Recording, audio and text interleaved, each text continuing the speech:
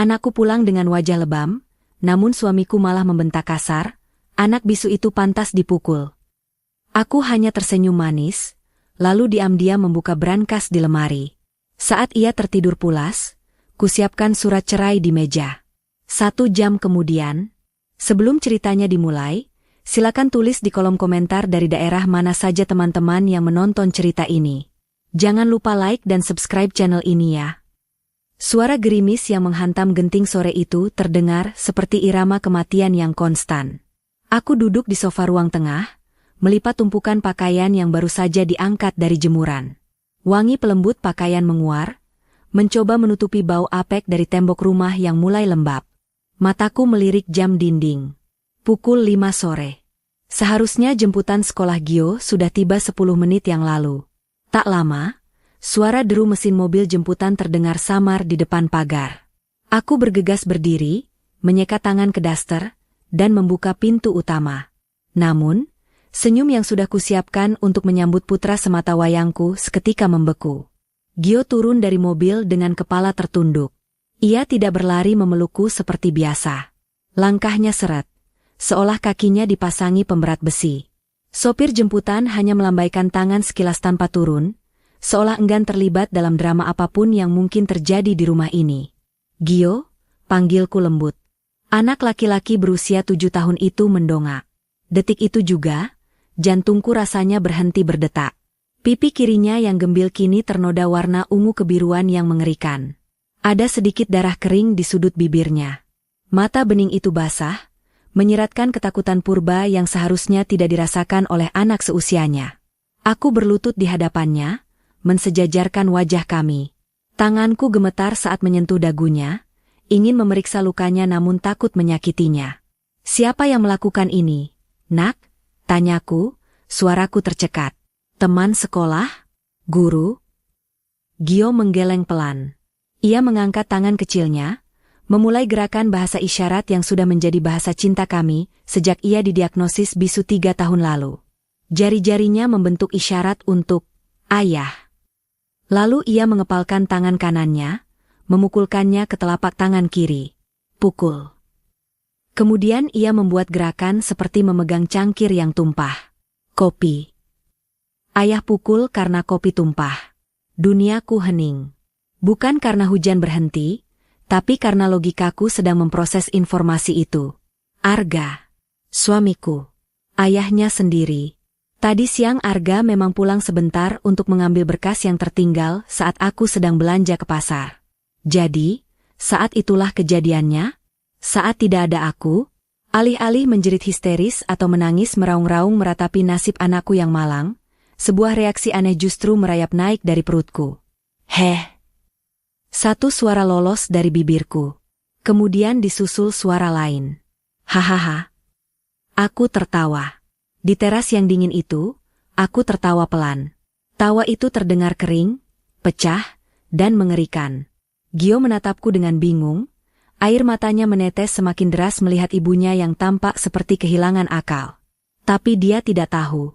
Dia tidak tahu bahwa tawa ini bukan tawa gila. Ini adalah tawa kepuasan. Tawa kelegaan. Selama ini aku menunggu. Aku bersabar seperti laba-laba yang diam di sarangnya. Aku menelan semua hinaan Arga, semua bentakan kasar yang ia lontarkan padaku, semua piring yang ia pecahkan. Aku diam karena aku butuh satu hal pamungkas. Aku butuh bukti bahwa dia berbahaya bagi Gio. Bukan sekadar suami yang buruk bagi istri, tapi ayah yang berbahaya bagi anak. Dan hari ini, dengan bodohnya, Arga memberikan bukti itu tepat di depan mataku. Lebam di wajah Gio adalah tiket emas menuju kebebasanku. Ibu tidak marah? Tanya Gio dalam bahasa isyarat, matanya penuh ketakutan melihatku tertawa. Aku segera menghentikan tawaku, lalu memeluk tubuh kecilnya erat-erat. Aku mencium keningnya, menghirup aroma keringat dan minyak telon yang menenangkan. Ibu tidak marah, sayang, bisikku di telinganya. Ibu justru senang. Karena ini terakhir kalinya ayah bisa menyentuhmu. Ibu janji. Aku menuntun Gio masuk, langsung membawanya ke kamar mandi. Dengan hati-hati aku membasuh wajahnya, lalu memotret luka lebam itu dari berbagai sisi menggunakan gawai yang kusimpan di saku daster. Resolusi tinggi. Pencahayaan jelas. Tanggal dan waktu terekam otomatis. Sakit? Tanyaku saat mengoleskan salep. Gio mengangguk. Sedikit. Tahan sebentar ya. Setelah ini kita makan enak. Ibu sudah buatkan sup ayam kesukaanmu. Setelah memastikan Gio nyaman di kamarnya dengan mainan balok susunnya, aku melangkah menuju kamar utama. Arga belum pulang. Jam kerjanya baru berakhir pukul 6, dan dia biasanya mampir entah kemana sebelum pulang pukul 8 malam. Aku membuka lemari pakaianku, menyisihkan tumpukan kain batik di rak paling bawah. Di sana, tersembunyi di balik papan kayu yang sedikit longgar, ada sebuah kotak brankas kecil. Jari-jariku dengan cekatan memutar kombinasi angka. Klik. Kotak terbuka. Di dalamnya tersusun rapi, senjata, yang sudah kukumpulkan selama 2 tahun terakhir. Buku tabungan rahasia atas nama ibuku, rekaman suara pertengkaran kami, foto-foto lebam di lenganku 6 bulan lalu, dan yang paling penting, draft surat gugatan cerai yang sudah ditandatangani oleh pengacaraku. Aku mengambil satu map kosong. Kumasukkan hasil cetak foto luka Gio yang baru saja kukirim ke gawai cadanganku, yang juga kusimpan di brankas ini. Satu bukti lagi, Arga, desisku pelan, menatap foto pernikahan kami yang terpajang di nakas. Di foto itu Arga tersenyum gagah, memeluk pinggangku posesif. Dulu aku pikir itu cinta, sekarang aku tahu itu adalah belenggu. Kau pikir aku istri bodoh yang hanya bisa memasak dan melayani nafsumu? Kau pikir karena aku diam, aku tidak tahu apa-apa. Aku menutup brankas itu kembali, menyembunyikannya rapi seperti semula. Aku kembali menjadi Kinan yang penurut. Kinan yang bodoh. Tepat saat aku berdiri dan merapikan daster, terdengar suara gerbang depan didorong kasar. Suara mesin mobil Arga menderu masuk ke garasi. Jantungku berdegup kencang, bukan karena cinta, tapi karena adrenalin pertempuran yang akan segera dimulai. Aku berjalan ke depan cermin, merapikan rambut, dan melatih senyum palsu terbaikku. Malam ini, sandiwara terakhir dimulai. Pintu depan terbuka. Langkah kaki berat bersepatu pantofel menggema di ruang tamu. Kinan, mana kopiku? Seharian kerja capek, rumah malah sepi begini. Teriak suara bariton itu, suara yang biasanya membuatku gemetar ketakutan. Tapi kali ini, aku menyambutnya dengan senyum manis. Senyum seorang istri yang siap menjadi janda kaya dan bahagia. Sebentar, Mas, sahutku lembut. Kopinya sedang dibuatkan. Aku melangkah ke dapur, melewati Arga yang sedang melepas dasi dengan wajah merah, pada menahan amarah entah karena apa. Dia tidak sadar, wanita yang berjalan melewatinya ini bukan lagi istrinya, melainkan mimpi buruknya. Aroma kopi hitam yang baru saja kuseduh menguar memenuhi dapur, beradu dengan bau parfum maskulin Arga yang menyengat, campuran mask dan tembakau mahal yang selalu ia banggakan. Dengan tangan yang sengaja kubuat sedikit gemetar agar terlihat takut, aku meletakkan cangkir itu di atas meja kaca ruang tamu. Ting! Suara denting lepek beradu dengan meja membuat Arga menoleh.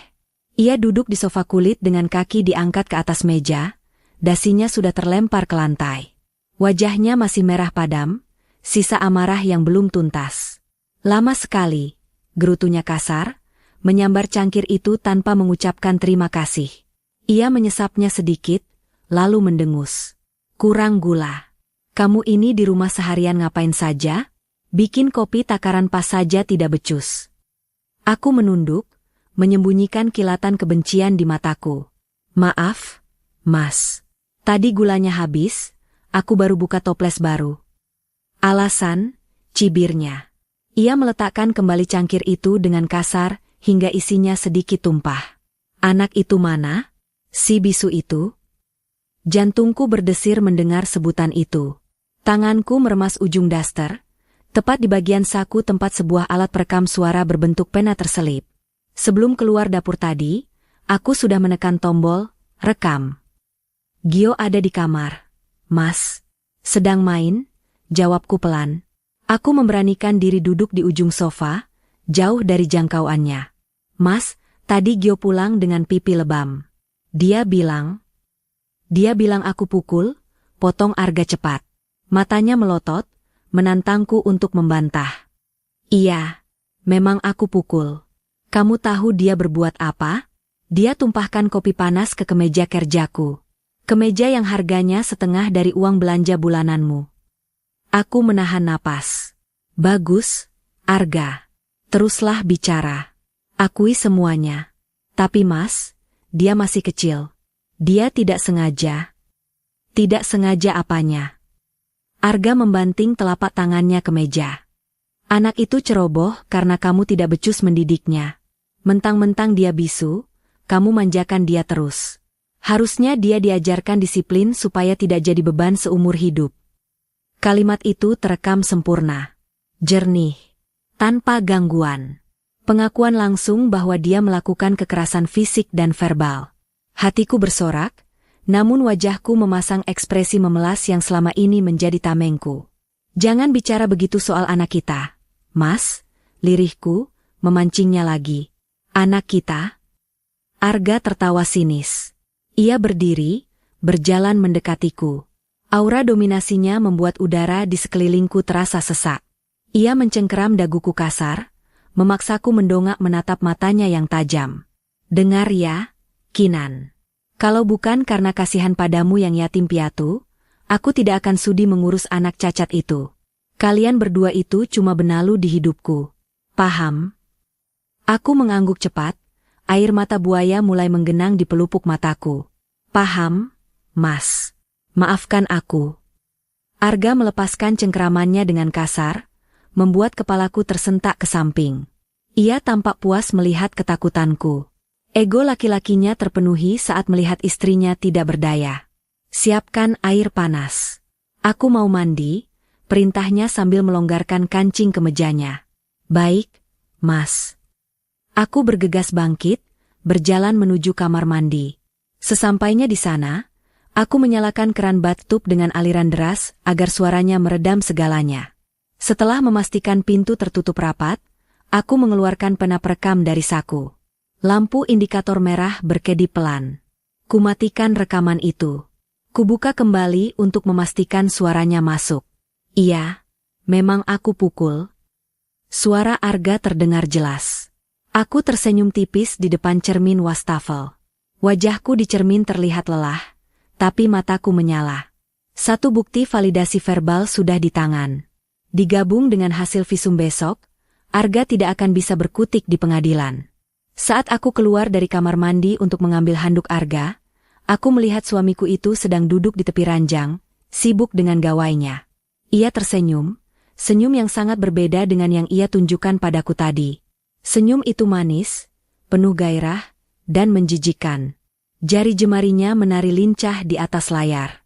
Aku memicingkan mata, berpura-pura merapikan spray di sisi lain ranjang sambil melirik sekilas. Aplikasi pesan instan berwarna hijau itu terbuka. Nama kontaknya tersimpan dengan nama aneh, Montir Bengkel. Tapi isi chatnya jelas bukan urusan mesin mobil.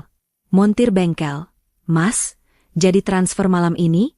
Apartemennya nagih uang sewa nih. Kangen sedih. Darahku mendidih, tapi bukan karena cemburu.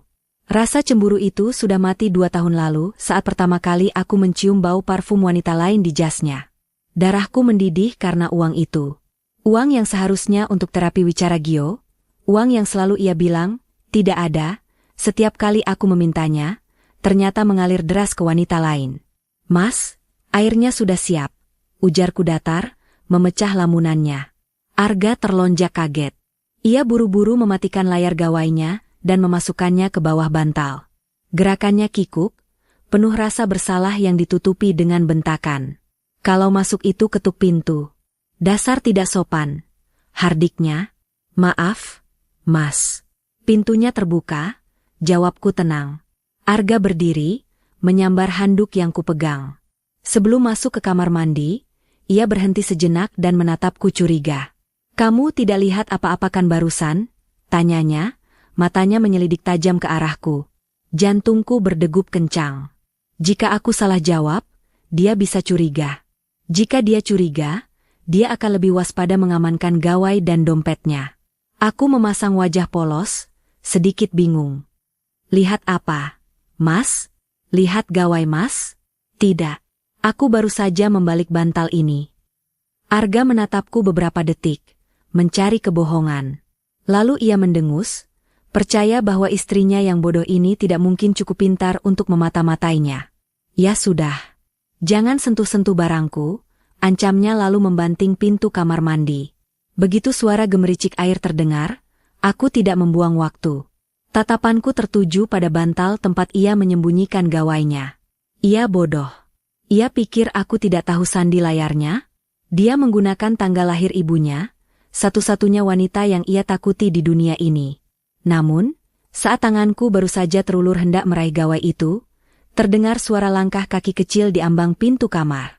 Aku menoleh kaget. Gio berdiri di sana, memeluk boneka beruang lusuh. Wajahnya pucat pasi. Ia menunjuk ke arah pintu kamar mandi dengan jari gemetar, lalu membuat isyarat tangan yang membuat darahku berhenti mengalir. Ayah punya pistol. Tanganku gemetar, bukan karena takut, melainkan karena adrenalin yang memuncak.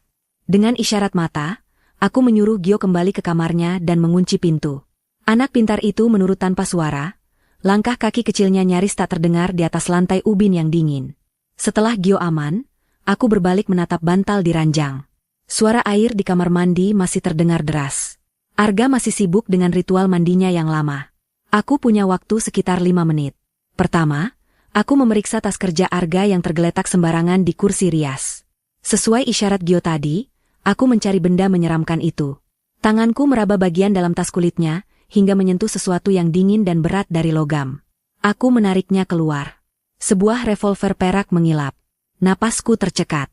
Namun, saat kuamati lebih teliti di bawah cahaya lampu tidur, aku melihat lubang kecil di bagian bawah gagangnya. Aku menarik pelatuknya sedikit. Cetek. Bukan peluru yang keluar, melainkan semburan api biru kecil. Ini korek api gas. Korek api model senjata api yang harganya mahal dan sama sekali tidak berguna. Kulihat label harga kecil yang belum dilepas di bagian bawahnya, Rp750.000. Dadaku sesak menahan geram. Minggu lalu, aku meminta uang 500.000 untuk biaya tambahan terapi wicara Gio, dan Arga membentakku, mengatakan ia tidak punya uang sepeser pun karena bisnis sedang sepi. Ternyata, uang itu ia bakar, secara harfiah, untuk mainan konyol demi terlihat gagah di depan teman-teman nongkrongnya atau mungkin selingkuhannya. Aku meletakkan kembali korek api itu dengan hati-hati ke posisi semula.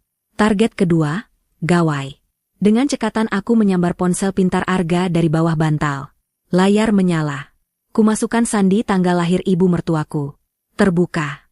Jariku menari cepat membuka aplikasi pesan hijau. Kontak bernama, Montir Bengkel. Benar dugaanku. Itu bukan montir. Foto profilnya adalah seorang wanita muda dengan pakaian minim yang sedang berpose di depan cermin. Aku menggulir percakapan, chat, mereka ke atas. Mataku memanas membaca rangkaian kalimat manja dan bukti transfer yang berjejer. Montir Bengkel. Mas, jatah skincare bulan ini mana? Katanya mau kasih lebih? Arga, sabar, sayang. Si Kinan lagi rewel minta uang sekolah anak cacat itu. Nanti Mas alihkan ke kamu ya. Prioritas Mas kan kamu. Jahanam. Aku tidak menangis. Air mataku sudah terlalu mahal untuk laki-laki seperti Arga. Dengan tangan dingin, aku melakukan tangkapan layar pada bukti transfer dan percakapan itu. Aku mengirimkannya ke nomor rahasia yang kusimpan di aplikasi tersembunyi, lalu dengan cepat menghapus jejak pengiriman itu dari gawai Arga. Menghapus foto di galeri, menghapus riwayat panggilan, menghapus sampah di folder sampah. Bersih. Tepat saat aku meletakkan gawai itu kembali ke bawah bantal, pintu kamar mandi terbuka. Uap panas mengepul keluar. Arga keluar dengan handuk melilit di pinggang. Ia mengusap rambutnya yang basah, lalu menatapku yang sedang berdiri melipat selimut. Ngapain kamu berdiri di situ? Tanyanya curiga. Merapikan tempat tidur, Mas. Biar Mas tidurnya nyenyak. Jawabku datar tanpa menoleh, menyembunyikan wajahku yang mungkin menyiratkan kebencian. Arga hanya mendengus, lalu naik ranjang dan langsung meraih gawainya. Ia tampak tenang, tidak menyadari bahwa bom waktu di tangannya sudah mulai menghitung mundur. Keesokan harinya, setelah memastikan Arga berangkat kerja dengan omelan rutin tentang sarapan yang kurang asin, aku segera memacu motor metik bututku membelah jalanan kota. Gio duduk di boncengan depan, mengenakan jaket tebal bertudung untuk menutupi sebagian wajahnya. Tujuan kami bukan sekolah, melainkan rumah sakit umum daerah. Di lorong rumah sakit yang bau obat-obatan itu, seorang wanita berjas putih menyambutku. Raras, Sahabatku semasa SMA yang kini menjadi dokter spesialis forensik. Masuk, Kinan, ujarnya cepat, menarik kami ke ruang periksa yang tertutup. Raras membantu membuka jaket Gio. Saat kain itu tersingkap, Raras menutup mulutnya dengan tangan. Matanya berkaca-kaca melihat peta kekerasan yang terlukis di tubuh kecil keponakan tidak langsungnya itu. Lebam di pipi, bekas cubitan yang menghitam di lengan atas, dan luka gores lama di punggung. Bajingan, desis Raras pelan. Suaranya bergetar menahan marah. Ia menatapku tajam. Kinan, ini sudah masuk ranah pidana berat. Kamu tidak bisa diam saja. Aku tidak diam, Ras, jawabku dingin. Aku mengeluarkan map dari tasku. Aku sedang bergerak. Aku butuh visum et repertum yang paling detail. Jangan lewatkan satu goresan pun. Tuliskan perkiraan waktu lukanya, penyebabnya benda tumpul, semuanya. Raras menatapku lekat, menyadari perubahan drastis pada diriku. Kinan yang dulu cengeng dan ragu-ragu sudah mati. Yang berdiri di hadapannya kini adalah seorang ibu yang sedang berperang. Oke, Raras mengangguk tegas, menghapus air matanya. Ia mengambil kamera medis dan alat ukur. Gio sayang, tante periksa sebentar ya. Tidak sakit kok. Proses itu memakan waktu 1 jam. Setiap inci tubuh Gio didokumentasikan. Jejak merah kekerasan Arga kini telah berpindah menjadi data medis yang tak terbantahkan di atas kertas berkop negara. Hasil resminya keluar 2 hari lagi, tapi aku buatkan salinan sementaranya sekarang untuk peganganmu ke pengacara. Ujar Rara sambil menyerahkan amplop coklat tebal padaku. Hati-hati, Kinan. Arga itu manipulatif. Kalau dia tahu kamu melakukan ini, dia tidak akan tahu sampai palu hakim diketuk. Potongku.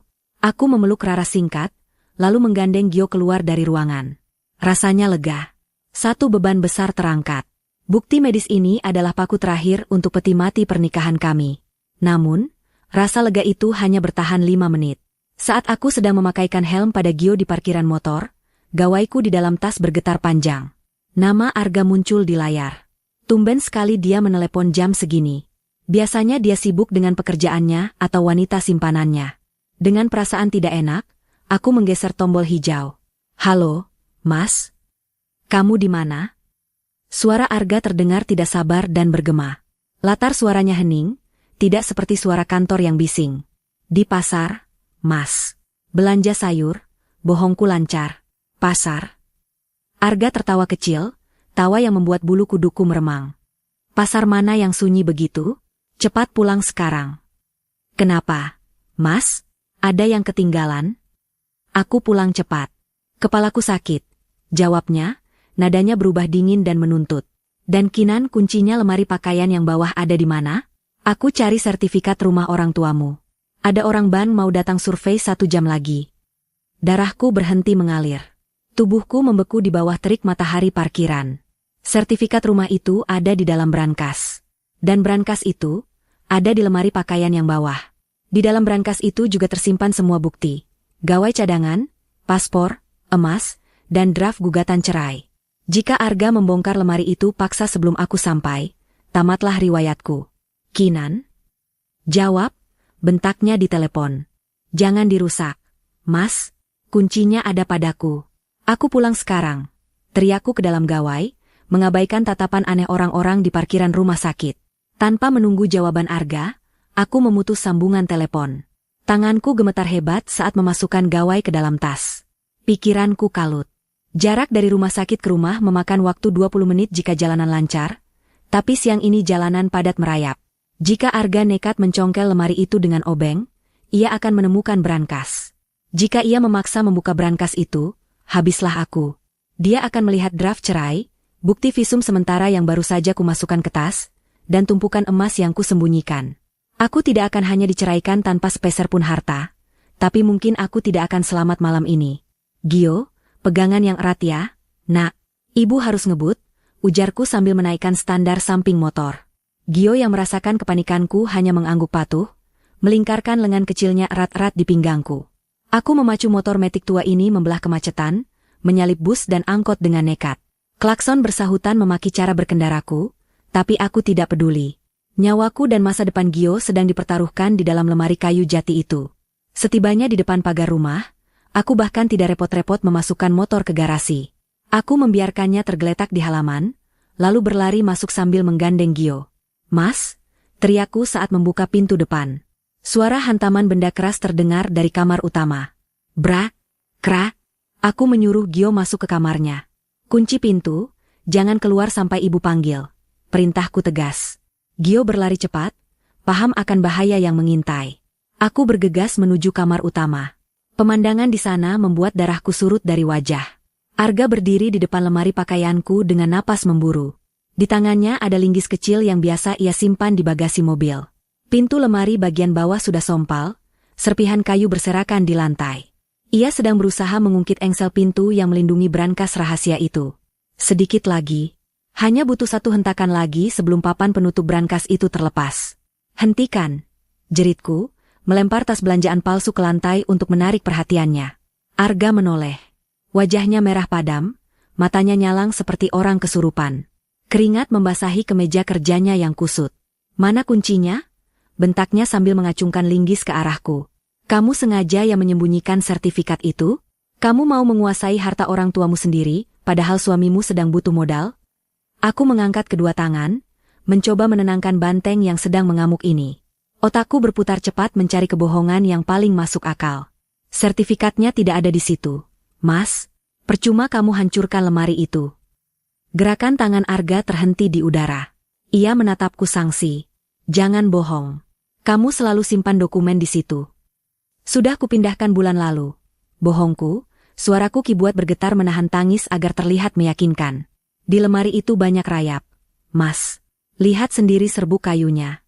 Aku takut sertifikatnya dimakan rayap, jadi aku titipkan di safe deposit box bank tempat ibu menabung dulu. Arga terdiam, mencerna kata-kataku. Ia melirik serpihan kayu di lantai, yang memang rapuh karena lemari tua, lalu menatapku lagi. Perlahan, ia menurunkan linggis itu. Bank mana? Tanyanya dingin. Bank daerah, Mas.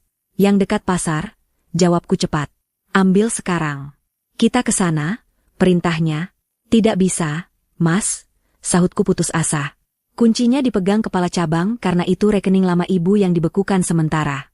Butuh prosedur 2 hari untuk membukanya. Kalau kita paksa sekarang, malah akan dicurigai. Arga membanting linggis itu ke lantai, hingga menimbulkan bunyi dentingan yang ngilu.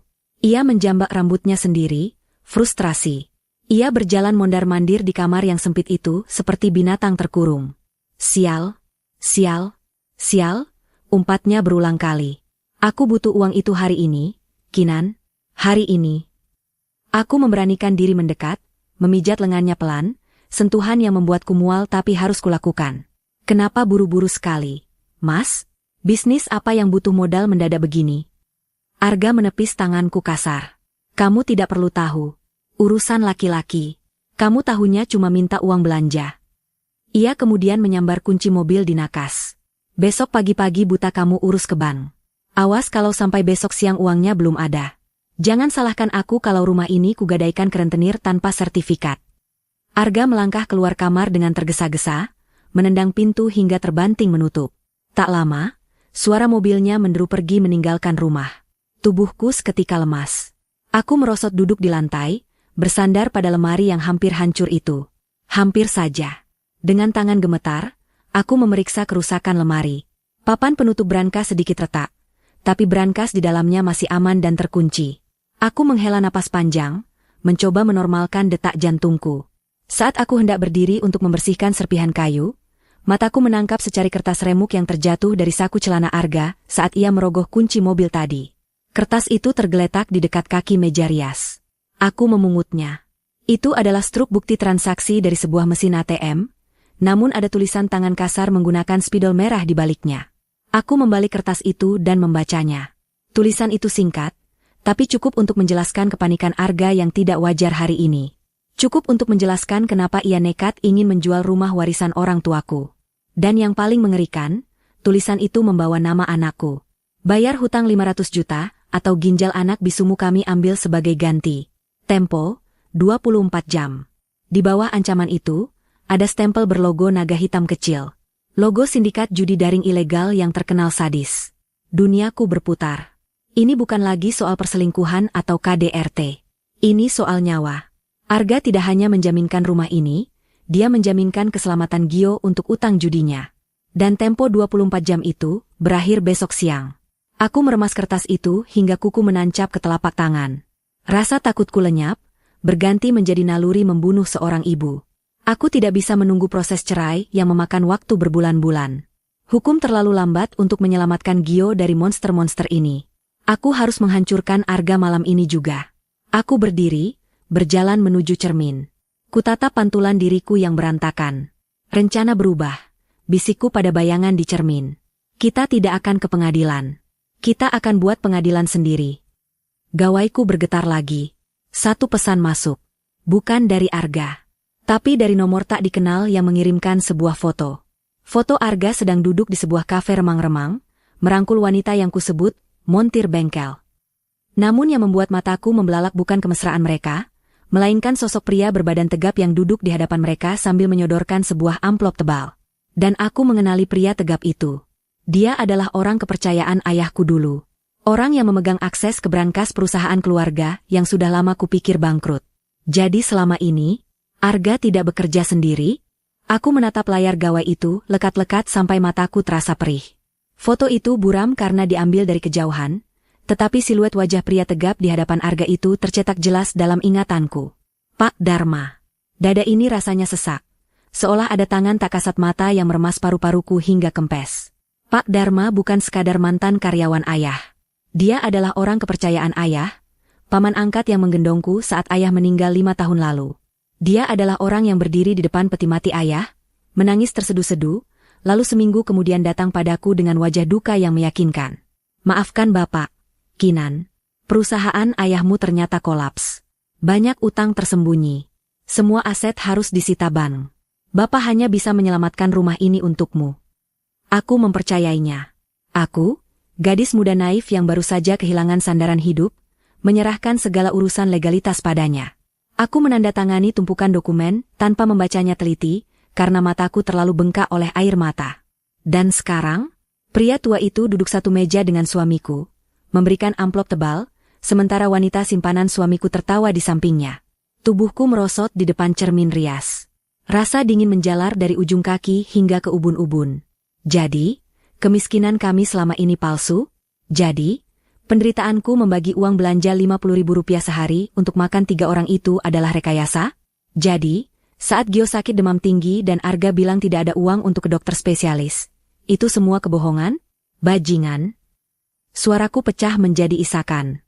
Bukan tangis cengeng, tapi tangis kesakitan yang mendalam. Rasanya lebih menyakitkan daripada dipukul. Aku merasa dikhianati oleh seluruh dunia. Suami yang berjanji melindungiku ternyata parasit yang menggerogoti hidupku. Paman yang kuhormati ternyata maling yang merampok warisan anak yatim.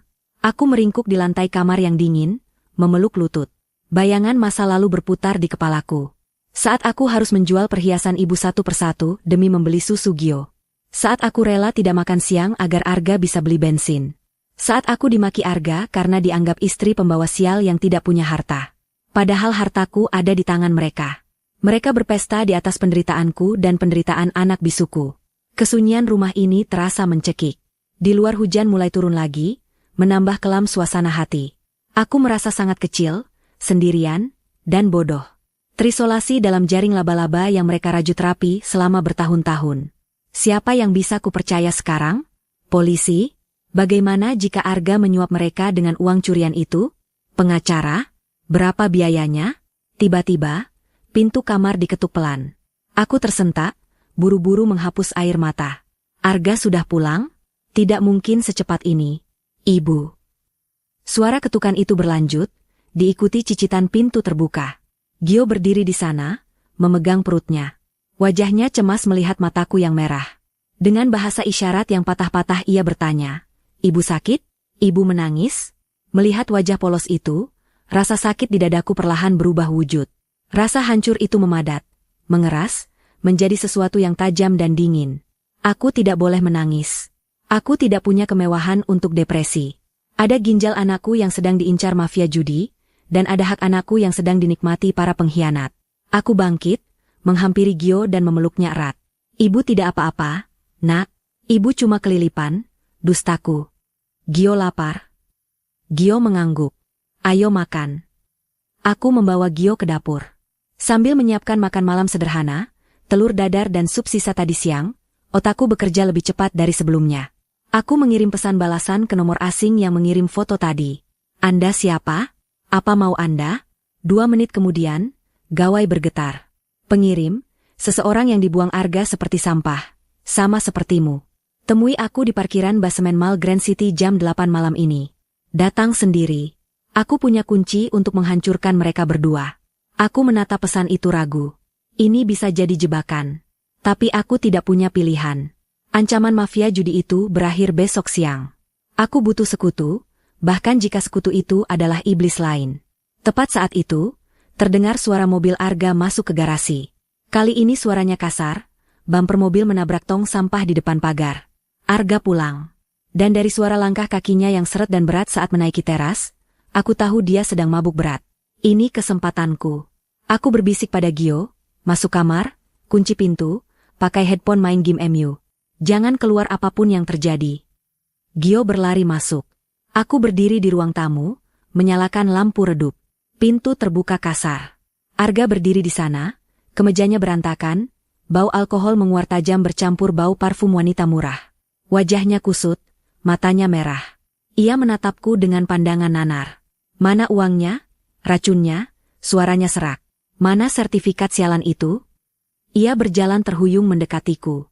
Aku mundur selangkah, menjaga jarak aman. Mas mabuk, ujarku dingin. Aku tanya mana sertifikatnya.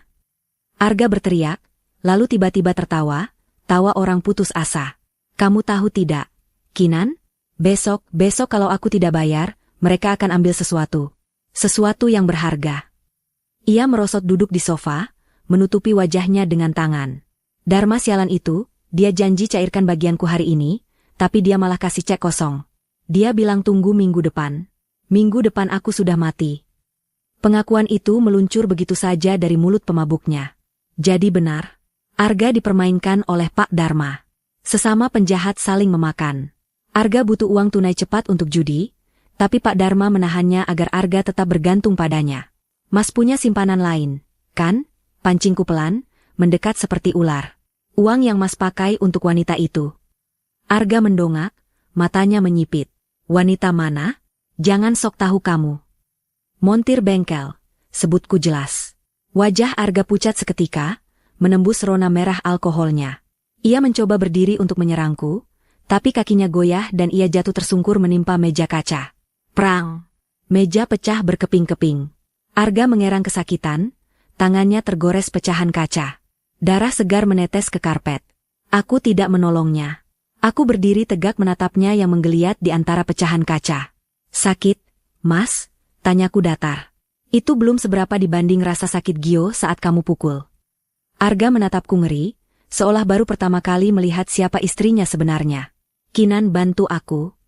Aku berbalik badan, mematikan lampu ruang tamu, membiarkannya dalam kegelapan dan kesakitan. Nikmati lukamu, Mas. Aku harus pergi beli obat. Bohongku lagi. Aku menyambar kunci motor dan tas yang sudah kuisi dokumen penting. Aku tidak pergi beli obat. Aku pergi menemui orang asing di basemen mall. Malam ini, aku akan mengambil kunci kehancuran Arga, atau aku yang akan mati mencoba. Basemen parkir Mall Grand City terasa lembab dan berbau asap knalpot yang menyengat. Lampu neon di langit-langit berkedip-kedip suram, menciptakan bayangan panjang yang menyeramkan di antara deretan mobil yang terparkir sepi. Aku memarkirkan motor di sudut yang gelap, menyuruh Gio tetap diam di boncengan. Kalau ibu teriak lari, kamu lari ke pos satpam di atas ya. Nak, bisikku sambil menyerahkan semprotan merica kecil ke tangannya. Gio mengangguk kaku, matanya waspada. Aku berjalan menuju pilar C4 sesuai instruksi pesan itu. Langkah kakiku menggema, satu-satunya suara selain dengung mesin pendingin udara sentral yang menderu rendah. Di balik pilar, sebuah sedan hitam mewah terparkir. Mesinnya menyala halus. Kaca jendela bagian pengemudi turun perlahan saat aku mendekat. Jantungku berdegup kencang. Tanganku meremas tali tas, siap mengambil langkah 1000. Namun, sosok yang keluar dari mobil itu membuat kewaspadaanku berubah menjadi kebingungan yang membeku. Seorang wanita muda. Cantik, modis, dengan rambut dicat pirang kecoklatan. Wajah yang sama dengan foto profil, montir bengkel. Tapi wajah aslinya malam ini jauh dari kata cantik. Riasannya luntur oleh air mata. Bibirnya bengkak dan ada bekas tamparan merah menyala di pipi kirinya, persis seperti bekas tangan Arga. Dia menatapku dengan mata sembab. Ada rasa jijik, tapi juga rasa takut yang mendalam di sorot matanya. "Kamu Kinan?" tanyanya, suaranya serak. "Kamu pelakor itu?" jawabku dingin, tidak berniat berbasa-basi. "Kenapa memintaku datang? Mau pamer kalau Arga lebih memilihmu?" Wanita itu tertawa hambar, lalu meringis memegang rahangnya yang sakit. "Namaku Vivi. Dan tidak, aku tidak mau pamer. Aku mau menyerahkan sampah ini kembali padamu." Vivi membuka pintu belakang mobilnya, mengambil sebuah tas laptop kulit buaya, tas kerja Arga yang biasanya haram disentuh siapapun. Dia melemparkannya ke kakiku. "Ambil. Isinya bangkai busuk suamimu." Aku menatap tas itu, lalu menatap Vivi. "Kenapa?" "Karena bajingan itu memukulku tadi sore," desis Vivi penuh kebencian. "Dia meminjam uang tabunganku 50 juta, katanya untuk modal nikah siri kami minggu depan. Tapi ternyata uang itu dia pakai untuk bayar bunga utang judinya. Saat aku tagih, dia malah menampar dan menendang perutku."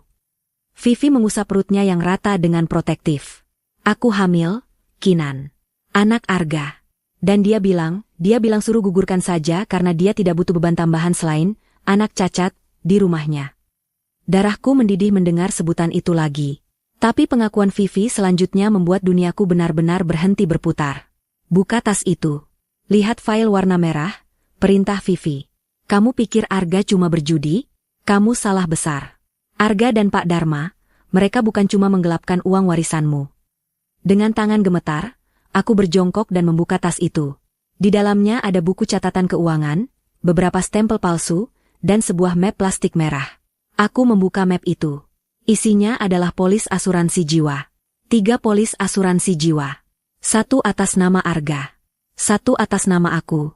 Dan 1 lagi, atas nama Gio. Nilai pertanggungan untuk Gio paling besar.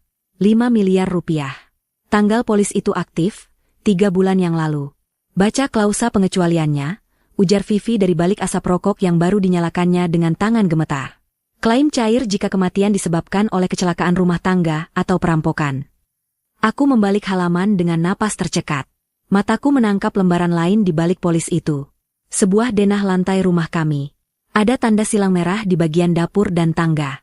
Rencananya bukan menjual ginjal Gio ke mafia judi. "Kinan," suara Vivi terdengar jauh, seolah datang dari dunia lain. "Itu cuma gertakan supaya kamu panik dan mau tanda tangan jual rumah. Rencana aslinya adalah kecelakaan akibat kebocoran gas di dapur. Lusa, saat kamu masak air panas buat mandi Gio." Aku menutup mulutku, menahan muntah. Kakiku lemas. Aku jatuh terduduk di lantai beton yang dingin. Arga bukan hanya suami yang buruk. Dia bukan hanya ayah yang kasar. Dia sedang merencanakan pembunuhan massal terhadap keluarganya sendiri demi uang asuransi. Demi melunasi utang dan memulai hidup baru, yang ironisnya, bahkan selingkuhannya pun kini dia hianati. Dia bilang ke Pak Dharma, "Minggu depan aku duda kaya raya, Pak. Utang lunas, kita bagi hasil." Tiru Vivi dengan nada jijik. Aku merekam percakapan mereka di klub malam 2 hari lalu. Ada di diska lepas, flash disk, di saku tas itu. Aku meraba saku tas dan menemukan benda kecil itu. Benda kecil yang berisi vonis mati untuk Arga. "Kenapa kamu kasih ini ke aku?" tanyaku pelan, menatap Vivi yang kini tampak menyedihkan. "Karena aku mau dia hancur," jawab Vivi tajam. "Aku mau dia membusuk di penjara. Dan, anggap saja ini penebusan dosaku karena pernah menghina anakmu bisu di depan teman-temanku." Vivi membuang puntung rokoknya, menginjaknya dengan ujung sepatu hak tinggi. "Lari, Kinan. Bawa anakmu pergi malam ini juga. Arga tidak akan menunggu sampai lusa. Dia sudah putus asa. Tadi dia telepon orang suruhannya untuk merusak selang tabung gas di rumahmu saat kalian tidur malam ini." Duar, kepalaku rasanya meledak. Malam ini, aku langsung berdiri, menyambar tas itu. Pikiranku langsung tertuju pada satu hal, Gio. Gio ada di motor. Tapi saat aku menoleh ke arah motor yang kuparkir 10 meter dari sana, motor itu kosong. Helm Gio tergeletak di lantai. Darahku membeku. "Gio?" teriakku. Suaraku menggema di basemen kosong. Tidak ada jawaban. Gawaiku berdering. Nada dering khusus yang kuatur untuk Arga. Dengan tangan gemetar hebat, aku mengangkatnya. "Halo, sayang." Suara Arga terdengar tenang, terlalu tenang. Latar suaranya bukan lagi di rumah. Suaranya bergema, mirip dengan gema di tempatku berdiri sekarang. Kamu di mana, Mas? Tanyaku, air mata mulai mengalir deras. Aku sedang di mal. Kebetulan lihat motor butut kita di parkiran. Kekehnya pelan. Dan wah, ada jagoan kecil ayah di sini sendirian. Katanya dia mau ikut ayah jalan-jalan ke rooftop gedung parkir. Pemandangan di lantai 10 bagus loh malam ini. Anginnya kencang. Pandanganku gelap. Arga ada di sini. Dia mengikutiku. Jangan sentuh dia, Arga, jeritku histeris. Demi Tuhan, jangan sentuh dia. Datang ke atas sekarang, Kinan, perintahnya dingin. Bawa sertifikat yang kamu simpan di tasmu itu. Aku tahu kamu bohong soal ban. Aku tahu kamu bawa semuanya di tas besar itu. Kita Barta. Sertifikat, atau Gio belajar terbang. Sambungan terputus. Aku menatap Vivi yang tampak syok. Dia bawa Gio ke atas. Kataku hampa. Detik berikutnya, air mataku kering. Rasa takut itu hilang, digantikan oleh naluri purba seekor induk yang anaknya diculik predator. Aku merogoh tas, bukan mencari sertifikat, tapi memastikan semprotan merica cadangan dan alat kejut listrik, stun gun, kecil yang selalu kubawa ada di sana. Terima kasih buktinya, Vivi, ujarku datar tanpa menoleh lagi. Sekarang, tonton pertunjukannya. Aku berlari menuju lift darurat. Arga baru saja membuat kesalahan terbesar dalam hidupnya. Dia memancing iblis keluar dari sarangnya. Lift kargo yang membawaku naik ke lantai 10 terasa bergerak sangat lambat, seolah mengejek detak jantungku yang berpacu liar. Lampu indikator angka berganti satu persatu. Lantai 5, 6, 7. Setiap tingkatan lantai yang kulewati mengikis satu lapisan ketakutanku. Di lantai 5, aku berhenti gemetar. Di lantai 7, air mataku kering sepenuhnya. Di lantai 9, aku bukan lagi Kinan si istri penurut yang gemar meminta maaf. Aku menatap pantulan wajahku di dinding logam lift yang kusam. Riasan tipisku luntur. Rambutku sedikit berantakan, tapi mataku menyala dengan sorot yang belum pernah kulihat sebelumnya. Itu adalah tatapan seorang pembunuh. Jika Arga menginginkan drama kriminal malam ini, aku akan memberikannya peran utama dalam tragedi kejatuhannya sendiri. Tanganku merogoh saku jaket, menggenggam erat alat kejut listrik, stun gun, yang kubeli diam-diam via daring 6 bulan lalu. Dulu aku membelinya karena paranoid pulang malam dari pasar. Ternyata, Tuhan mempersiapkannya untuk momen ini. Aku menyalakan saklar pengamannya. Suara dengung listrik statis terdengar lirih, nyaris tak tertangkap telinga, tapi getarannya di telapak tanganku memberiku kekuatan. Ting! Pintu lift terbuka. Angin malam langsung menampar wajahku. Rooftop gedung parkir ini gelap, hanya diterangi beberapa lampu sorot yang sebagian sudah mati. Suara angin menderu kencang, membawa aroma debu dan bahaya. Aku melangkah keluar perlahan, sepatuku berbunyi tak berirama di atas lantai beton, sengaja kubuat tegas agar dia tahu aku datang. Di ujung sana, di dekat pagar pembatas setinggi pinggang orang dewasa, siluet itu berdiri. Arga. Dia berdiri membelakangiku, menghadap ke hamparan lampu kota di bawah sana. Tangan kirinya mencengkeram kerah belakang jaket Gio, membuat tubuh kecil anakku sedikit berjinjit. Gio tidak menangis. Mungkin karena terlalu takut, atau karena dia tahu tangisannya tak akan didengar oleh ayahnya. Kaki Gio gemetar hebat. Sepatu kets kecilnya bergesekan dengan beton kasar. Aku di sini, Mas, suaraku membelah angin. Tenang. Datar. Tanpa nada memohon. Arga berbalik perlahan. Wajahnya terkena bias cahaya lampu sorot yang remang. Dia tersenyum miring, senyum orang yang merasa menang tapi sebenarnya sedang di ujung tanduk. Akhirnya, ujarnya, suaranya harus berteriak melawan angin. Mana tasnya? Mana sertifikatnya? Dia mengguncang tubuh Gio sedikit, membuat anak itu memejamkan mata ketakutan. Anak bisu ini berat juga. Tanganku mulai pegal. Darahku mendidih, tapi aku memaksakan otot wajahku tetap rileks. Aku mengangkat tas kerja kulit buaya yang tadi diberikan Vivi. Ini? Tanyaku sambil mengangkat tas itu tinggi-tinggi. Mata Arga berbinar tamak. Lempar ke sini, pelan-pelan. Aku tidak melemparnya. Aku justru berjalan mendekat. 1 langkah. 2 langkah. Berhenti, bentak Arga. Ia mendorong tubuh Gio sedikit ke arah bibir gedung. Jantungku serasa dicabut paksa, tapi aku tidak berhenti. Jangan konyol, Mas, kataku dingin, terus melangkah maju sampai jarak kami tinggal 5 meter. Kamu pikir aku bodoh? Kalau aku lempar tas ini, kamu tetap akan melempar Gio kan? Karena kamu butuh uang asuransinya cair. Senyum Arga lenyap seketika. Wajahnya menegang. Apa maksudmu? Polis asuransi jiwa Sinar Harapan. Nomor polis 8890XK. Nilai pertanggungan 5 miliar untuk kematian akibat kecelakaan, ujarku lantang, menyebutkan detail yang kubaca sekilas di basemen tadi. Arga ternganga. Cengkeramannya pada jaket Gio sedikit melonggar karena syok. Dari mana kamu? Vivi titip salam. Potongku cepat, menikmati ekspresi horor yang mulai merambat di wajahnya. Dan Pak Dharma? Rekaman suaranya soal rencana pembunuhan gas bocor itu sudah ada di tangan polisi sekarang. Aku sudah mengirim filenya saat di lift tadi. Itu bohong. Aku belum mengirimnya ke polisi. Aku butuh Arga tetap di sini, fokus padaku, bukan panik dan kabur. Tapi Arga tidak tahu itu. Wajah Arga berubah pucat pasi, lalu memerah karena amarah yang meledak. Dia sadar rencananya berantakan. Dia sadar dia sudah dikhianati oleh semua orang. Selingkuhannya, mitra bisnisnya, dan sekarang istrinya. Dasar jalang licik, teriaknya histeris. Ia menarik Gio kembali mendekat ke dadanya, menggunakan anakku sebagai tameng hidup.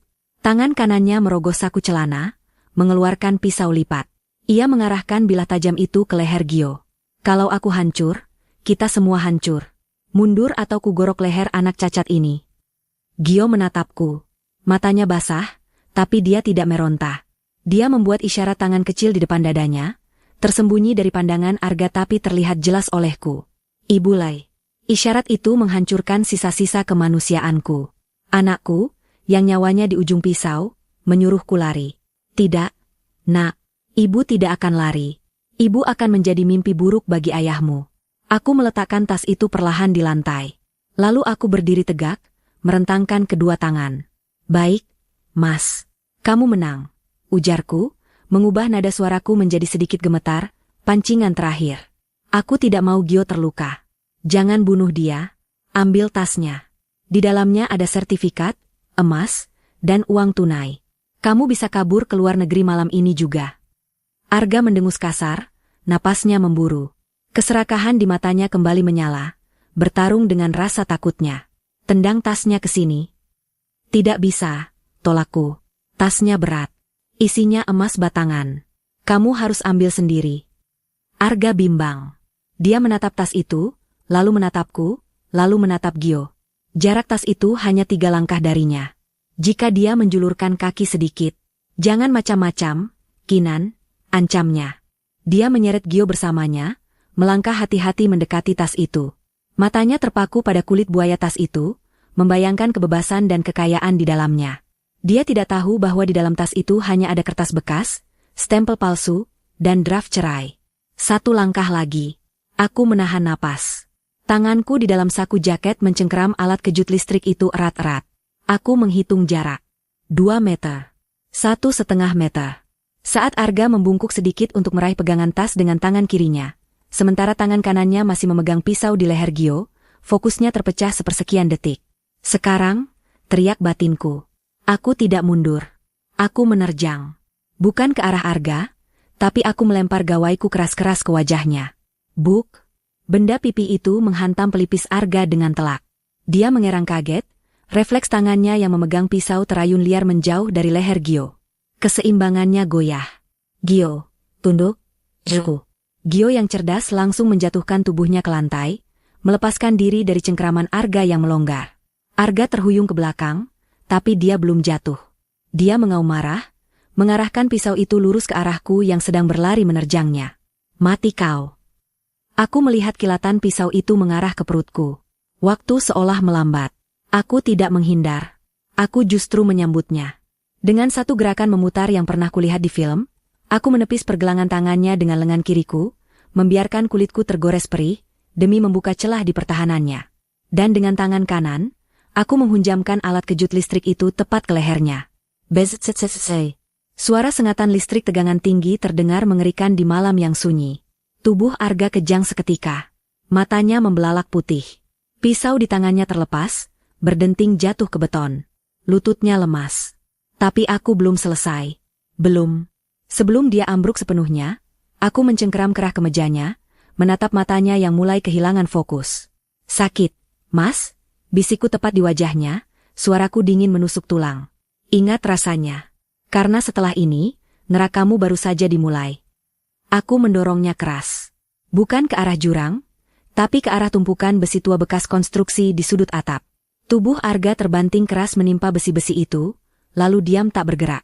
Hening. Hanya suara napas kami yang memburu. Aku berbalik menatap Gio yang masih tiarap di lantai, gemetar hebat. Aku berlari memeluknya. Memeriksa lehernya. Hanya ada goresan merah tipis. Dia selamat. Namun, saat aku hendak menggendongnya pergi, sebuah suara tawa lemah terdengar dari arah tumpukan besi. Hehehe. Arga belum pingsan. Dia mencoba bangkit dengan sisa tenaganya, darah mengalir dari pelipisnya. Tangannya meraba-raba lantai, mencari pisaunya kembali. Kamu pikir semudah itu? Desisnya. Di kejauhan, suara sirene polisi mulai terdengar meraung-raung mendekat ke gedung ini. Aku berdiri, menutupi tubuh Gio di belakangku. Aku mengambil pisau lipat Arga yang tergeletak di dekat kakiku. Benar, Mas, ujarku sambil melipat pisau itu dan menyimpannya di saku. Tidak semudah itu.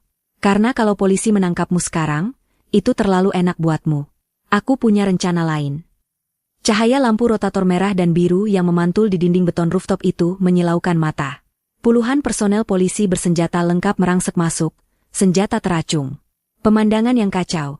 Seorang pria terkapar berdarah di antara tumpukan besi tua, seorang wanita memeluk anak kecil yang gemetar, dan sebuah tas kulit buaya yang tergeletak sepi. Begitu petugas pertama berteriak, "Jangan bergerak." Aku langsung menjatuhkan pisau lipat yang tadi kupungut. Tubuhku meluruh ke lantai, memeluk Gio erat-erat. Aku tidak perlu berpura-pura gemetar. Adrenalin sisa pertarungan tadi masih membuat sekujur tubuhku bergetar hebat. Tapi aku perlu berpura-pura lemah.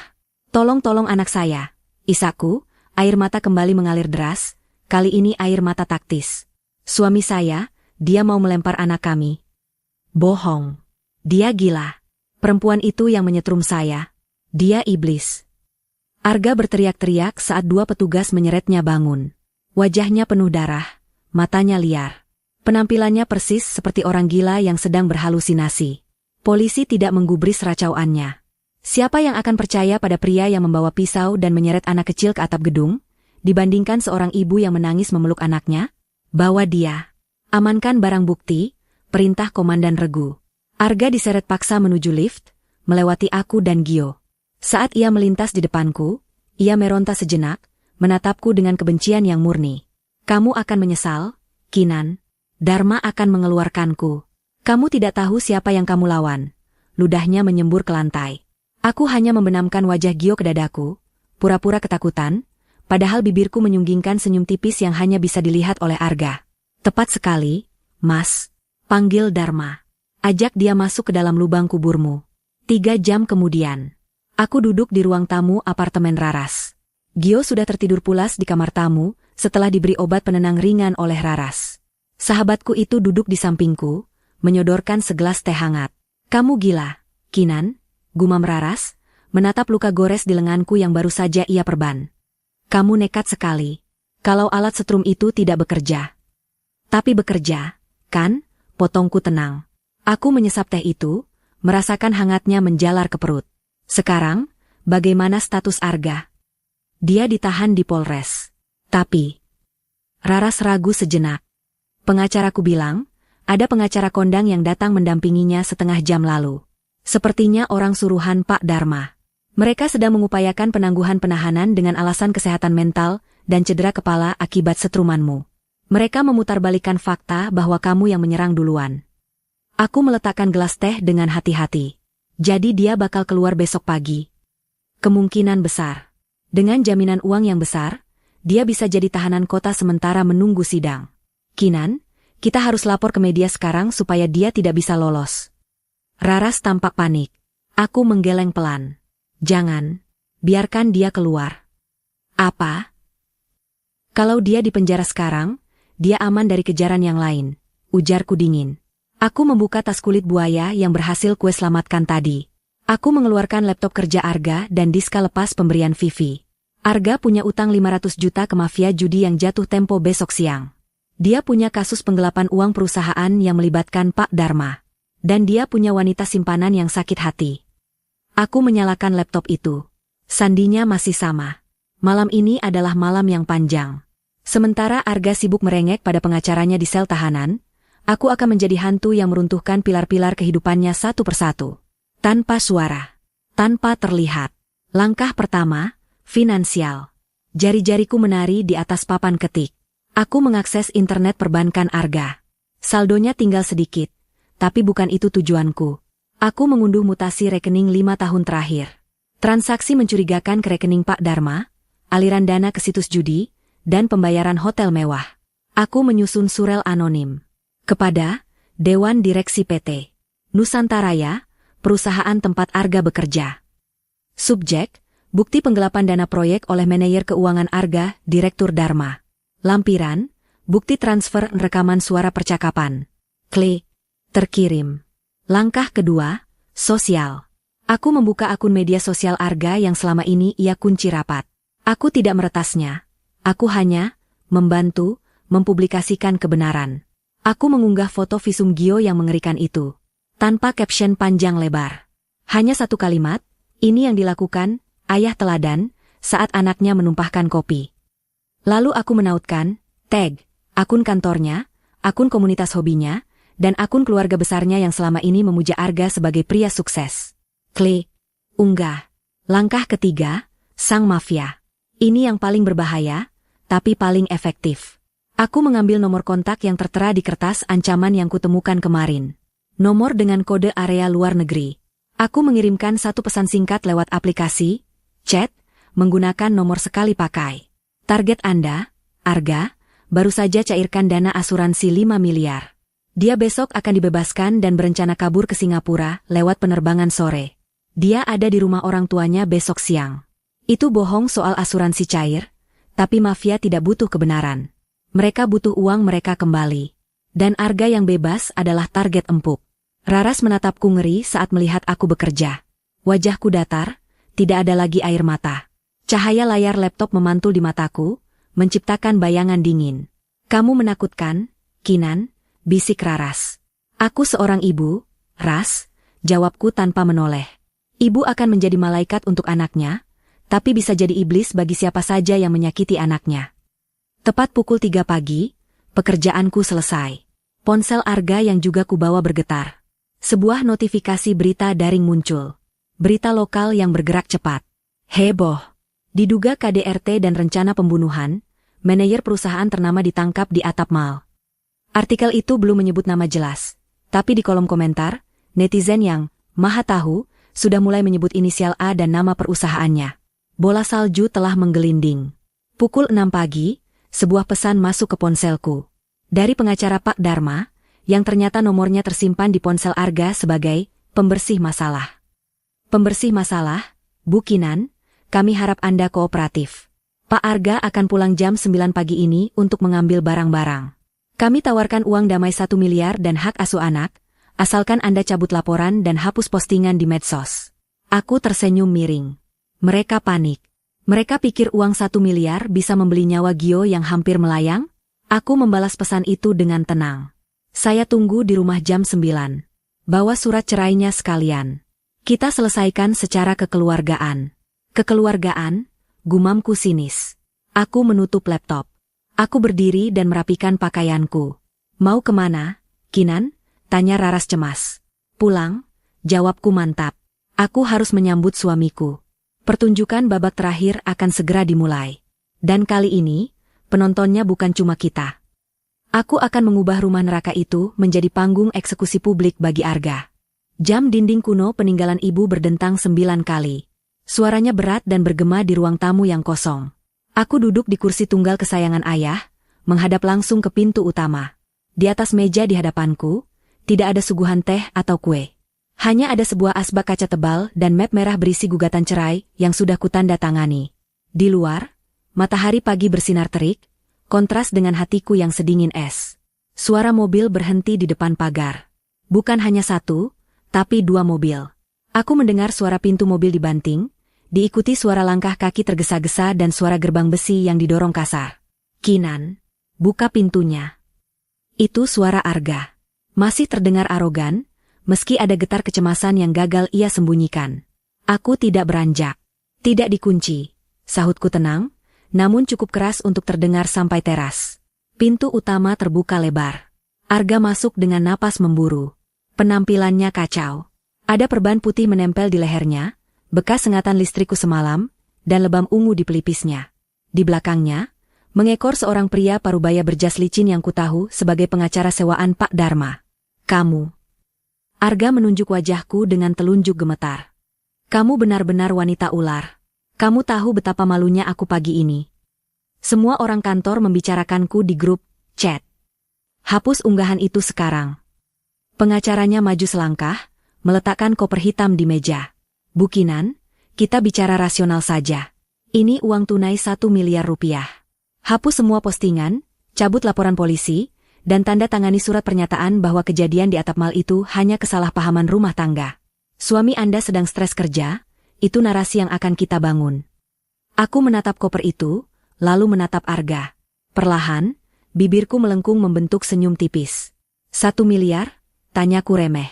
Uang ini bahkan tidak cukup untuk membayar bunga utang judimu ke sindikat naga hitam, Mas. Wajah Arga memucat seketika. Matanya membelalak horor. Dari mana kamu tahu nama itu? Vivi titip salam. Jawabku santai, menyebut nama itu lagi sebagai pemicu. Dan oh ya, aku rasa aku lupa memberitahumu. Aku tidak sengaja mengirimkan lokasimu saat ini ke penagih utang mereka. Katanya kamu baru cairkan asuransi 5 miliar. Ya? Apa? Arga menjerit histeris. Ia menerjang maju hendak mencekiku, tapi pengacaranya menahannya. Tahan, Pak Arga. Jangan main fisik, itu akan memperburuk posisi kita. Seru pengacara itu panik. Dia gila. Dia mau membunuhku. Arga meraung, keringat dingin bercucuran di dahinya. Ia menoleh ke arah pintu dengan panik, seolah mengharapkan monster masuk kapan saja. Tenang, Mas, ujarku sambil melirik jam tangan. Tamu-tamu kita belum semuanya datang. Itu baru pembukaannya. Tepat saat aku menyelesaikan kalimatku, ponsel Arga di saku celananya berdering panjang. Nada dering khusus kantor. Arga mengangkatnya dengan tangan gemetar. Halo, Pak Direktur. Suasana hening sejenak, memberikan panggung bagi suara teriakan dari seberang telepon yang begitu keras, hingga aku bisa mendengarnya samar-samar. Kamu saya pecat. Data penggelapanmu sudah menyebar ke Dewan Komisaris. Polisi sedang menuju ke sana. Ponsel itu terlepas dari genggaman Arga, jatuh berdebum ke lantai. Kakinya lemas. Ia merosot berlutut. Karir yang ia bangun dengan menjilat dan menipu selama 10 tahun, hancur dalam satu panggilan telepon. Pak Dharma. Gumamnya pada pengacaranya. Hubungi Pak Dharma. Dia harus tolong aku. Pengacara itu tampak sibuk mengecek gawainya sendiri. Wajahnya berubah tegang. Maaf, Pak Arga. Pak Dharma baru saja ditangkap di bandara saat hendak kabur ke luar negeri. Beritanya sudah naik di portal berita daring. Pengacara itu buru-buru menutup kopernya, mengambilnya kembali dari meja. Saya mundur dari kasus ini. Saya tidak mau terseret kasus korupsi korporat. Tunggu. Jangan pergi. Saya bayar 2 kali lipat. Arga mencoba meraih kaki pengacara itu, tapi ditepis kasar. Pria berjas itu lari terbirit-birit keluar rumah, meninggalkan kliennya sendirian di kandang singa. Kini tinggal kami berdua, dan map merah di meja. Kinan. Arga merangkak mendekatiku, air matanya bercampur dengan ingus. Keangkuhannya lenyap tanpa sisa. Maafkan Mas, Kinan. Mas hilaf. Tolong Mas. Mas janji akan berubah. Kita mulai lagi dari awal ya. Demi Gio. Aku tertawa. Tawa yang lepas dan keras. Demi Gio? Kamu bahkan mau membunuhnya demi uang? Bajingan. Aku berdiri, meraih asbak kaca tebal di meja. Arga mundur ketakutan, mengira aku akan memukulnya. Tapi aku hanya membanting asbak itu ke lantai tepat di depan wajahnya. Prang. Pecahan kaca berhamburan. Itu gambaran rumah tangga kita, Mas. Hancur. Tidak bisa diperbaiki, desisku. Tiba-tiba, terdengar suara motor-motor bising berhenti di depan rumah. Bukan motor biasa, tapi motor-motor besar dengan knalpot brong. Diikuti teriakan-teriakan kasar dan hantam-hantaman benda tumpul di pagar besi. Arga keluar. Bayar utang atau rumah ini kami bakar. Wajah Arga bukan lagi pucat, tapi seputih kertas. Itu penagih utang sindikat judi. Kinan, sembunyikan aku, tolong. Arga memeluk kakiku, menangis seperti bayi. Aku menepisnya jijik. Aku bukan tempat persembunyianmu. Bersamaan dengan itu, sirine polisi terdengar meraung-raung dari kejauhan, semakin mendekat, bersahutan dengan teriakan para preman di depan. Kekacauan sempurna. Para penagih utang yang tidak sabar mulai mendobrak pagar dan masuk ke halaman. Mereka membawa balok kayu dan parang. Arga menjerit ketakutan, berlari ke sudut ruangan, bersembunyi di balik sofa seperti tikus got. Pintu depan didobrak lagi, 3 pria bertato masuk dengan wajah garang. Itu dia, tunjuk salah satu preman ke arah Arga.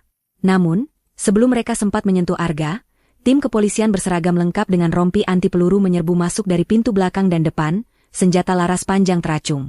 Jangan bergerak, tiarap semua. Ruang tamu kecilku berubah menjadi medan perang. Para preman tiarap ketakutan melihat polisi. Arga, dia sudah terkencing-kencing di celananya, meringkuk dengan tangan di atas kepala. Seorang perwira polisi menghampiriku. Ibu Kinan, kami dari unit tindak pidana korupsi. Kami mendapat laporan bukti dari ibu. Aku mengangguk tenang, menyerahkan map merah berisi bukti tambahan dan juga surat cerai. Silakan bawa dia, Pak. Sampah ini sudah bukan milik saya lagi. Polisi itu memberi isyarat. 2 petugas menyeret Arga bangun. Tangan Arga langsung diborgol kasar. Saat Arga digiring melewati aku, dia menatapku. Tatapan itu bukan lagi kebencian, melainkan keputusasaan yang hampa. Dia tahu hidupnya sudah tamat. Di luar, tetangga-tetangga sudah berkumpul menonton. Gawai mereka terangkat merekam kejadian ini. Aibnya kini menjadi tontonan nasional. Selamat tinggal, Mas, bisikku pelan. Arga dimasukkan ke dalam mobil polisi. Para preman juga diangkut ke truk Dalmas. Rumah itu perlahan kembali hening, menyisakan jejak sepatu laras panjang dan pecahan kaca asbak. Aku menarik napas panjang, menghirup udara kebebasan yang rasanya manis sekali. Namun, saat aku hendak menutup pintu utama, sebuah mobil sedan hitam mewah berhenti tepat di depan pagar yang sudah rusak. Kaca jendela belakang turun perlahan. Seorang wanita paruh baya dengan kacamata hitam dan perhiasan emas mencolok menatapku dari dalam mobil. Tatapannya tajam, penuh dendam. Itu ibu mertuaku. Ibu kandung Arga.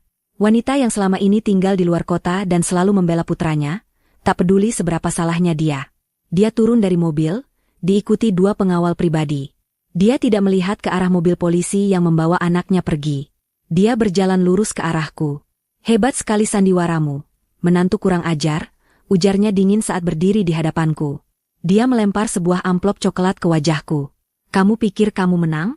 Kamu lupa satu hal, Kinan. Rumah ini, sertifikat aslinya masih atas nama mendiang ayahmu yang bodoh itu, kan? Dan kamu lupa siapa yang memegang surat utang piutang ayahmu sebelum dia mati. Ibu mertuaku tersenyum licik, senyum yang persis sama dengan Arga. Rumah ini milikku sekarang. Angkat kakimu dan bawa anak cacatmu itu pergi dari sini detik ini juga, atau aku akan pastikan Gio tidak akan pernah melihat matahari lagi.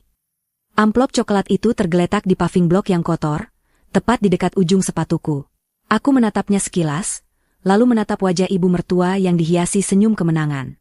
Di belakangnya, 2 pengawal berbadan tegap melipat tangan di dada, mencoba mengintimidasi seorang wanita dan anak kecil. Kenapa diam? Tantang ibu mertua, melangkah maju hingga aroma parfum menyengatnya menusuk hidungku. Terkejut? Ayahmu itu penjudi, sama seperti anakku. Bedanya, anakku cerdas, ayahmu bodoh. Surat utang itu sah di mata hukum. Rumah ini jaminannya. Ia menunjuk rumah di belakangku, rumah tempat aku menangis, berdarah, dan hampir mati. Keluar sekarang, atau kuseret kau seperti sampah, desisnya. Gio mencengkeram dasterku erat-erat. Tubuhnya gemetar kembali. Naluri ibuku menyala. Aku berlutut, mensejajarkan wajahku dengan Gio. Gio, masuk ke mobil Tante Raras di seberang jalan ya. Ibu selesaikan urusan nenek sihir ini sebentar. Bisikku lembut. Gio mengangguk, lalu berlari kecil menuju mobil Raras yang terparkir tak jauh dari situ. Raras sudah siap di kemudi, matanya awas. Setelah Gio aman, aku berdiri tegak. Aku memungut amplop itu, membersihkan debunya pelan, lalu menatap ibu mertua. Ibu benar, ujarku tenang. Ayah memang punya utang. Tapi ibu lupa satu hal. Apa? Lupa kalau kamu miskin? Cibirnya. Lupa kalau anak ibu, Arga, adalah orang yang sangat teliti mencatat kejahatannya. Jawabku sambil tersenyum miring. Aku melambaikan tangan ke arah perwira polisi yang sedang menutup pintu mobil patroli tempat Arga ditahan. Pak Komandan, mohon tunggu sebentar. Perwira polisi itu menoleh, lalu berjalan menghampiri kami dengan wajah bertanya-tanya. Ibu mertua tampak gelisah, matanya bergerak liar. Jangan bawa-bawa polisi. Ini urusan perdata. Pak, ujarku pada polisi itu, mengabaikan teriakan ibu mertua. Tadi Bapak bilang tim forensik sedang melacak aliran dana korupsi dan pencucian uang Arga yang nilainya miliaran, kan? Betul, Bu Kinan. Kami sedang mencari rekening penampungnya, jawab polisi itu tegas. Aku menunjuk ibu mertua dengan sopan. Arga menyimpan catatan rahasia di laptopnya. Ada transfer rutin bulanan sebesar 200 juta ke rekening atas nama Ratna Sari, ibu kandungnya sendiri. Wajah ibu mertua yang tadinya merah padam karena marah, kini berubah menjadi abu-abu pucat.